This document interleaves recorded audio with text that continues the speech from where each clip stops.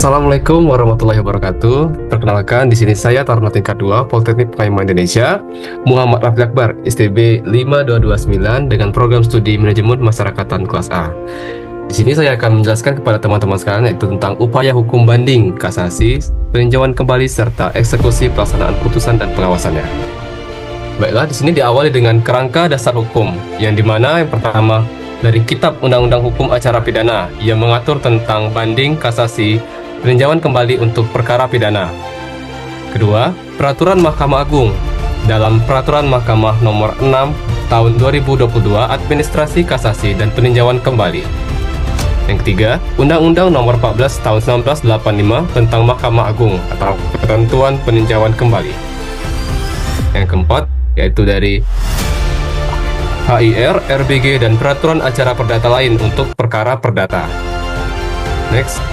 Selanjutnya yaitu banding atau appellate, yaitu upaya hukum untuk meminta pemeriksaan ulang terhadap suatu keputusan pengadilan tingkat pertama oleh pengadilan yang lebih tinggi atau pengadilan tinggi. Upaya ini dapat diajukan oleh pihak yang tidak puas dengan putusan awal, seperti terdakwa atau jaksa penuntut umum, dengan tujuan untuk memeriksa kembali fakta dan penerapan hukum dalam perkara. Next. Lalu prosedur banding, yang dimana dimulai dengan ajukan permohonan banding secara tertulis atau lisan dalam tenggat waktu yang ditentukan. Kedua, bayar biaya perkara banding sesuai dengan ketentuan. Panitera memberitahu pihak lawan tentang permohonan banding. Lalu ajukan memori dan kontra memori banding.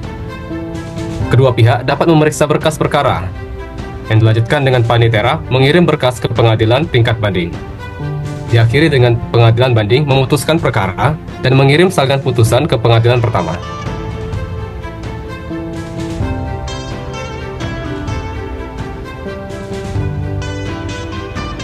Selanjutnya yaitu kasasi.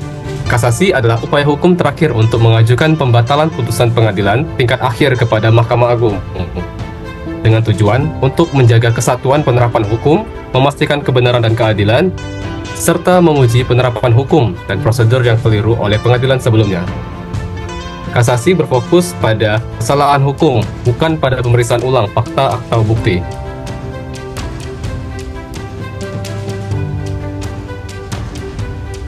Prosedur kasasi.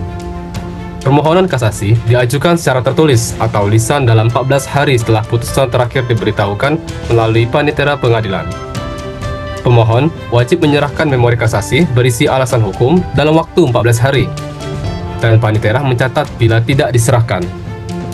Termohon dapat mengajukan kontra memori kasasi dalam batas waktu yang ditentukan.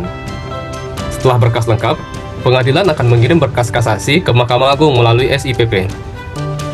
Mahkamah Agung memeriksa dan memutus perkara melalui Majelis Hakim Agung.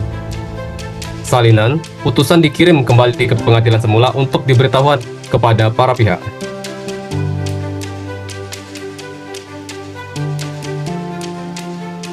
Lalu ada peninjauan kembali atau PK. Peninjauan kembali adalah upaya hukum luar biasa yang diajukan ke Mahkamah Agung terhadap putusan yang telah berkekuatan hukum tetap, dengan tujuan memperbaiki kekeliruan yang nyata atau menemukan bukti baru. Prosedurnya diawali dengan mengajukan permohonan PK secara tertulis atau lisan kepada panitera pengadilan negeri yang memutus perkara tingkat pertama. Kemudian panitera meneruskan berkas ke Mahkamah Agung untuk diperiksa. Prosedur yaitu dimulai dengan pemohon mengajukan permohonan PK secara tertulis atau lisan ke panitera pengadilan negeri tingkat pertama. Panitera memberitahukan pihak lawan dalam 14 hari disertai salinan permohonan dan alasannya. Ketua pengadilan menunjuk majelis hakim untuk memeriksa alasan peninjauan kembali dan memberi pendapat. Dalam 30 hari setelah pemeriksaan, panitera mengirim berkas perkara ke Mahkamah Agung. Mahkamah Agung lalu memeriksa dan memutus permohonan PK. Putusan PK atau peninjauan kembali diberitahukan kepada para pihak.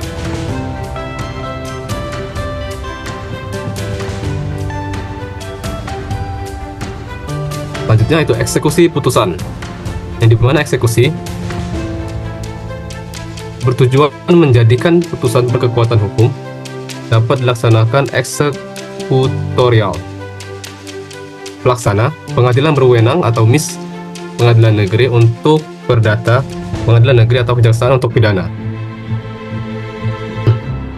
Selanjutnya itu contoh kasus, yang dimana kasus yang menempuh proses banding, kasasi hingga peninjauan kembali atau PK terjadi di wilayah hukum Bandung, yaitu perkara eksekusi tanah bekas milik adat.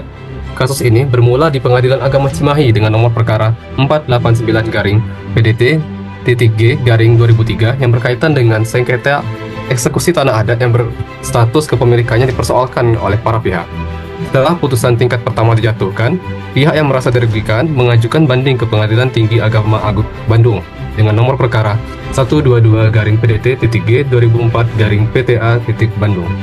Hasil banding tersebut masih belum memuaskan salah satu pihak, sehingga perkara diteruskan ke tingkat kasasi di Mahkamah Agung melalui perkara nomor 369-AG-2005. Namun, karena masih ditemukan keberatan terhadap pihak pertimbangan hukum yang digunakan, pihak pemohon kemudian mengajukan peninjauan kembali atau PK dengan nomor perkara 55-PK-AG-2010. Sengketa ini menunjukkan kompleksitas perkara tanah adat, terutama dengan ketidakjelasan batas wilayah dan bukti yuridis yang menghambat pelaksanaan eksekusi putusan. Kasus tersebut menjadi pelajaran penting tentang pentingnya kepastian hukum dan keakuratan data kepemilikan tanah dalam proses peradilan. Next.